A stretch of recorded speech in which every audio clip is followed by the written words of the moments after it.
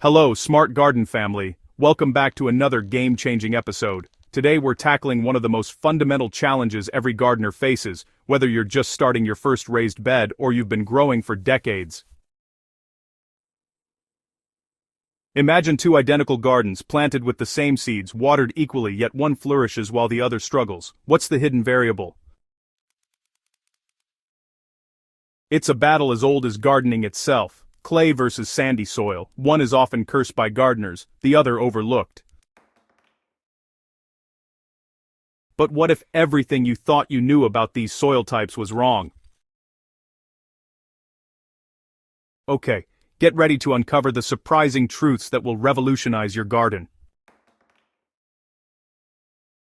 Clay soil.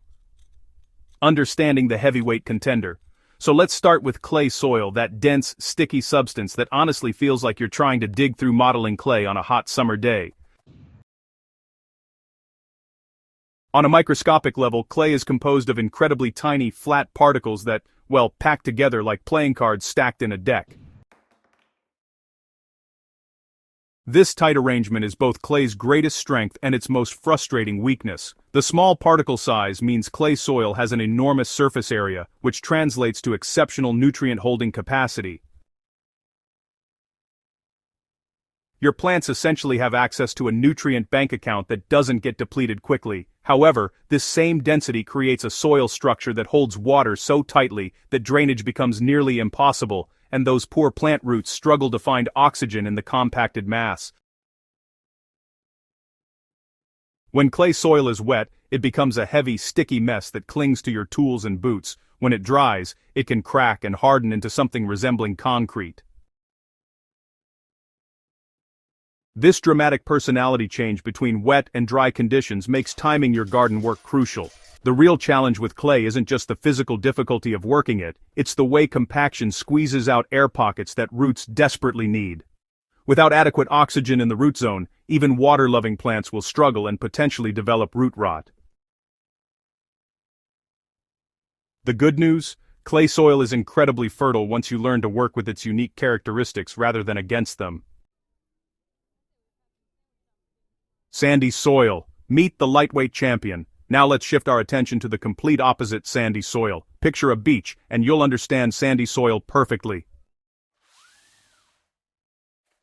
These relatively large, irregularly shaped particles create a loose, gritty texture that feels completely different from clay in your hands. The spaces between sand particles are huge compared to clay, creating what soil scientists call macropores, large air pockets that allow water to drain through rapidly. This fast drainage means sandy soil warms up quickly in spring, giving you a head start on the growing season. Root crops like carrots and radishes absolutely love sandy soil because they can push through it effortlessly, developing long, straight roots without deformities. However, this champion drainer has a significant downside. Water rushes through sandy soil so quickly that it carries dissolved nutrients along with it, a process called leaching. Your carefully applied fertilizers can disappear after a single heavy rain, leaving your plants hungry and thirsty. Sandy soil simply cannot hold on to the moisture and nutrition that plants need for sustained growth. Additionally, because organic matter decomposes faster in the well-aerated environment of sandy soil, you're constantly fighting an uphill battle to maintain soil structure and fertility. What sandy soil needs is something to act like a sponge, catching and holding both water and nutrients long enough for plant roots to access them. The transformation of clay soil requires patience and the right amendments, but the results are absolutely worth the effort. Your primary weapon in this battle is organic matter, and lots of it. Compost, well-rotted manure, or leaf mold are your best friends here.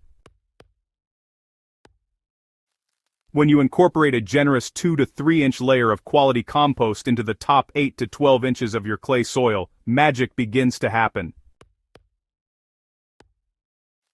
The organic matter physically wedges between those tightly packed clay particles, creating channels for air and water movement. Even more importantly, it feeds earthworms and beneficial microorganisms that become your underground workforce, continuously aerating and improving soil structure with their natural activities. Here's where a lesser-known amendment becomes your secret weapon: gypsum, or calcium sulfate. Gypsum works differently from organic matter by causing a chemical reaction that makes clay particles clump together in a process called flocculation. Instead of individual microscopic particles packed solid, you get small clusters with spaces between them, dramatically improving both drainage and aeration. Apply powdered gypsum at a rate of about 2 to 3 handfuls per square meter and work it into the soil. The transformation won't happen overnight. Expect to wait several months to see the full effect, but the improvement is honestly remarkable and long-lasting. You can test if gypsum will work for your specific clay by putting a small sample of dry soil in a jar of water. If the water turns cloudy and milky, gypsum will be effective. One critical warning: never add sand to clay soil in an attempt to loosen it. You know, the combination of clay and sand particles can actually create something that's a lot closer to concrete than typical garden soil. So, transforming sandy soil requires a different strategy, one that's really focused on building its capacity to retain water and nutrients. Once again, organic matter is your foundation, but with sandy soil, you need to think of it as creating a sort of sponge matrix within that free-draining structure. Compost, aged manure, grass clippings and straw all act as moisture magnets, binding loose sand particles together while creating these little microsites that capture and hold water and dissolve nutrients. For sandy soil, consistency is key. Plan to add at least a 2-inch layer of organic matter annually and work it into the top layers of soil. This isn't a one-time fix, it's an ongoing practice that gradually builds your soil's capacity season after season. Here's where vermiculite becomes your special operations amendment. This naturally occurring mineral has a unique layered structure that functions like an accordion, expanding when it absorbs water and slowly releasing it as the surrounding soil dries. When you mix vermiculite into sandy soil, you're essentially installing thousands of tiny water reservoirs throughout your garden bed. It's particularly valuable in container gardens where water retention is always challenging, but it works beautifully in sandy garden beds too.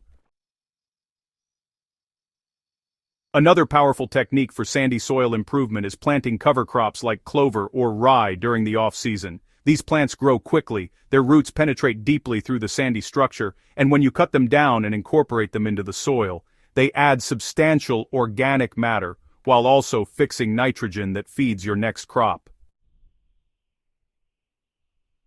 By now, you understand that there's truly no such thing as bad soil, only soil that needs the right amendments and a little understanding.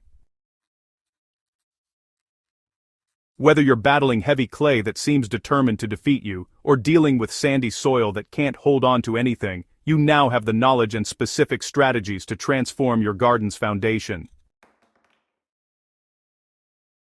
Remember that soil improvement is a journey, not a destination. Each season, each addition of compost, each application of the right amendments moves you closer to that ideal soil structure where plants thrive with minimal intervention. If this guide has helped you understand your soil better, do us a huge favor and smash that subscribe button so you never miss our practical gardening solutions. Hey, if you found this helpful, why not share this video with your fellow gardeners who might be struggling with their soil? Let's, build a community of informed growers who really understand that great gardens truly are built from the ground up. And, drop a comment below telling us whether you're fighting clay or sandy soil and what amendments have worked best for you. We'd love to hear your story. Until next time, keep growing, keep learning, and remember, the best gardens start beneath your feet. Happy gardening, smart garden community.